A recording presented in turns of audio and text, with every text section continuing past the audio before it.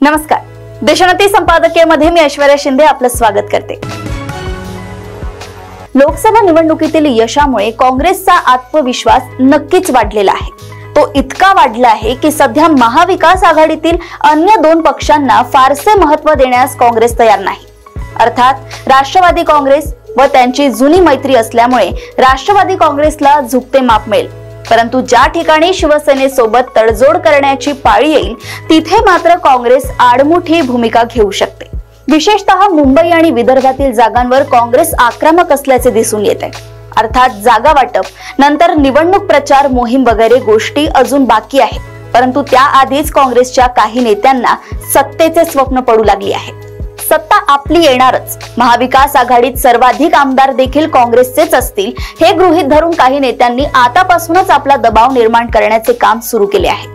या दबावाच्या राजकारणामुळे आपल्यासाठी स्पर्धक ठरू पाहणाऱ्या नेत्यांना अडचणीत आणणारी वक्तव्य किंवा कृती पक्षाच्या काही ज्येष्ठ नेत्यांकडून होत असल्याचे दिसतंय। निवडणुकीच्या तोंडावर महाराष्ट्र काँग्रेसमधील वाद वाढत असल्याचे पक्षश्रेष्ठींच्याही निदर्शनास असल्याने काँग्रेस प्रदेशाध्यक्ष नाना पटोले, विरोधी पक्षनेते विजय वडेट्टीवार आणि खासदार प्रतिभा धानोरकर यांना शनिवारी पक्षश्रेष्ठींनी दिल्लीत बोलावून घेतले। काँग्रेसच्या चंद्रपूरच्या खासदार प्रतिभा धानोरकर यांनी काही दिवसांआधी वडेट्टीवारांचे प्रत्यक्ष नाव न घेता यांच्या विरुद्ध वक्तव्य केले होते।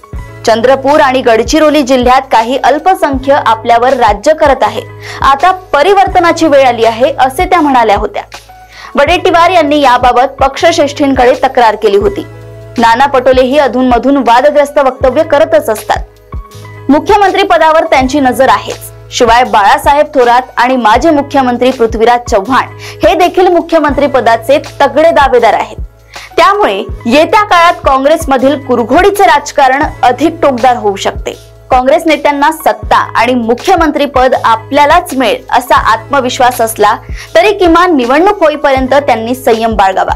आत्मविश्वास आणि अति आत्मविश्वास यातील सीमारेषा अतिशय पुसट असते आणि त्याचा प्रत्यय लोकसभा निवडणुकीत भाजपच्या कामगिरीने सगळ्यांनाच आलाय।